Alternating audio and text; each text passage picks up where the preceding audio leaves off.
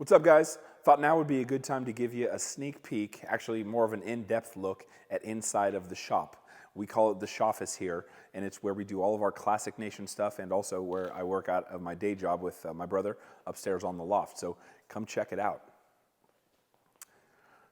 This is the main space. So we've got obviously 6 cars in here right now. It was a pole barn, so we had to work with the existing poles that were in the construction, so we kind of made each little slot its own car parking spot. As you can see over here, we've got my brother's 65 Impala Super Sport, that's LS. We've got my 1953 Chevrolet pickup truck, we call that the farm truck, that's also LS. We've got my brother's 1947 Buick Roadmaster, that one's got the original Fireball straight 8 in it. Back there in the lift bay, we've got my 1949 Cadillac, that's an LT1 car. Right here we've got my buddy's 72 Challenger, that's a 440 car.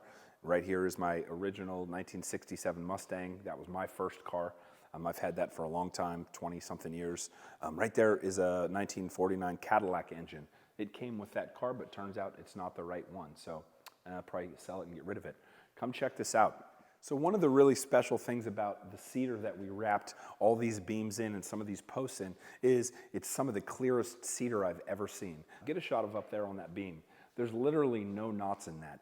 Super clear cedar. All of that actually came from one tree fairly locally that a guy had cut up and then sold to me, luckily, and we wrapped all the real visible spots with it. This piece right here that we put on the front, which was a glue lamb, that was 16 feet long by 16.5 inches deep of like 1 by super clear cedar, and I just love the way that it turned out. The wood in here, I think, plays real nicely with some of the stuff that's black, the polished concrete, some of the stuff that's the white sheetrock, and the accent over there on the painted black wall. Come check this out. This wood is all reclaimed wood. Part of it, the stuff that's a little bit darker, is from my buddy's 100-plus-year-old garage in town here, and he layered that in with some of this old wood that was from my dad's house. My dad cut this down from his property where I grew up. My brother and I grew up there. This was probably cut down 35 years ago, between 35 and 40 years ago, and he's moved it from wood pile to wood pile to wood pile over the years, and so he had some extra of it, and I snagged as much as I could to not only weave in through this whole main floor wood with some of that other garage reclaimed wood, but up there where the TV is and on the loft, that's all wood from my dad's house that I've probably had hands on since I was a 5-year-old with my brother. And so really special to be able to incorporate that into this garage build project. Let's see, these switches are pretty cool. I don't know, you can see them, they're buster and punch. They're all analog, nothing digital about them. Toggle switch for the high bays here. These are all on dimmers. We got pretty good LED lighting throughout the whole thing. I wanted to be able to control that just depending on what you're doing in here. If you needed really high, bright lights to be working on a car, getting under the hood, or if you wanted to dim it down a little bit for ambiance, if you're just entertaining, having a couple of beers, trying to enjoy the showroom vibe of down here, I think it all turned out really well. We added this really cool 4-inch table here, put in the epoxy resin top, so it's a really good multi-purpose table that can go from a social space to a little bit of a tool or part workspace. The trick was here, we did some really cool trick brackets. My buddy helped me out. We fashioned these up so they're super low profile, and you can remove the table and take it out of the way so you can get cars back and forth between here really easily. So I really like the way this turned out. Got a bunch of chairs here for if you got friends over or a helping hand when you're doing any kind of car projects here over on the Automotive lift. This is the tool area. A lot of people mistake this at first look for a kitchen, but it's not really a kitchen, except for there is a beer fridge here, so we needed that. But these are all metal cabinets. I believe they're New Age Bold 3.0 steel cabinets. They've got soft close, so like we kind of built this to be very much like an island, functional space for working on stuff, taking apart carburetors or working on dashes, those types of things here. And then we've got the big L-shaped workbench over here. Got the bamboo worktops and more steel cabinets, uppers and lowers. Really functional space to keep everything clean when you're working on stuff. Here's a handy dandy chair. These are Viper chairs, really cool aluminum chair, kind of a high-end shop chair. I love these things. Of course, you got to have the Classic Nation logo on it. So yeah, that's this space here. If you come check out right over here, you'll see we've got the air hose reel hooked up, fashioned up a little thing here, so this is always easy to get to. We've got the air compressor actually in a different add-on base, so it always stays super quiet even when you're working with air tools in here, which is nice. Check out this lift here. This is a Mowhawk lift, a 2-post lift, and it's got these really cool things on the other side here that are called wheel adapters. And so we've got 4 of them. You can see 2 are on, and we've got 2 off. That makes it so you can turn this really quickly into kind of a storage lift with 4 wheel adapters. If you want to lift a vehicle up by the wheels, you could leave it up there for a year if you wanted to.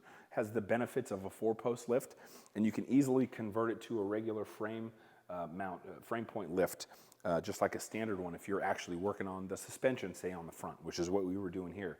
We just lowered this Cadillac a few inches to get it down into the proper stance, and it turned out nice. But yeah, it's a 10,000 pound lift. Mohawk makes them, I think, somewhere out of New York. Really high quality lift, and I like it a lot. One thing we did here, because I don't really like extension cords getting draped or hung around here, and so like we actually cut up the original concrete floor and plumbed in the electrical to come up right alongside of the lift here. So this is the only extension cord. You plug the lift in right there, done deal. And matter of fact, it's a 2-post lift that we actually ran the hydraulic line underneath the floor. We put in a new, I think, 12-inch concrete pad here that's reinforced with rebar to really make this strong, and then buried that line underneath. So there's no connecting hydraulic at the top. There's nothing to make any bumps on the bottom. It's all smooth concrete, polished, and it turns out nice, and I really love this lift. It's a fantastic space to work with. Yeah, let's see. Check this out. We've had to add a bathroom to the shop, right? No shop is complete without a bathroom, but this one we've kind of done fairly nice with a shower, and we put in a urinal. I've always wanted to have a urinal in my own shop, so finished that out. And it turned out really good. Again, it's all the same polished concrete floors throughout, no level changes or anything like that. And here's a picture that somebody drew for me with, I think it was pencil, some kind of a charcoal. It's of the farm truck.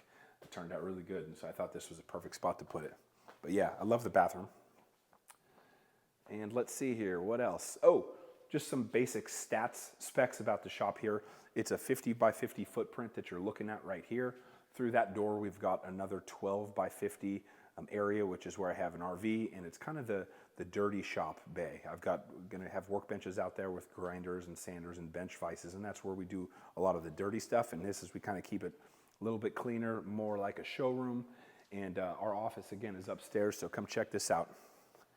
My buddy Tim did all these rails. These are steel rails. Really cool cabling, custom fab. This is all one piece. It's not modular. You don't bolt this in. It's a single piece, and I just love the way it looks. And so yeah, come up here, check this out. This is where we spend a lot of our time, my brother and I.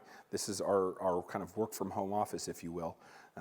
We do marketing on a daily, so this is the loft space. I believe it's 17.5 feet by 20 feet, give or take. Got the little lounge area right here. Got the TV with the Sonos bar over there. We've got the 2 desks here with the computers. We've got a really cool view here, faces west. We're out here in Washington State, so there's lots of snow and stuff right now, but I wanted to get really good view, and I wanted to also take advantage of, in the summertime, what this is, fresh air. So we've got more rail right here that matches the other rail. And this isn't a deck or anything, but it's kind of a little balcony, so we can always get first eye view of what it is. You're looking west right now over the Peone Prairie. And so really cool spot, love the view. It's a fantastic spot to put in time and work. So yeah, that's that. Let's see here. If you look up, we've got a whole bunch of like cedar wrapped beams. These are all custom fabbed metal bracketry that my buddy made for me, same guy who did the rails. We did this aircraft cable that's like super high tensile strength because we got re-engineered trusses. Those are normally just regular 2x6 trusses that we wrapped and made chunky with the black paint over the actual wrapped trusses, but we took those out here because we needed the headroom. The ceiling height, if it's straight across, would have been right around 16 feet, and so we basically had to compromise with the ceiling height downstairs to get this, and so had to re-engineer the trusses so it had that kind of a loft feel up here, which I think we accomplished, and I love it. Let's see, over here on this little mezzanine, there's a pull-down like attic access ladder that you get to from down there in front of the Buick. That's where all the HVAC stuff is stored. So we've got, you know, standard full heating and cooling in this place. It gets warm and it gets cold, so we've got it really nice temperature controlled, which works really well.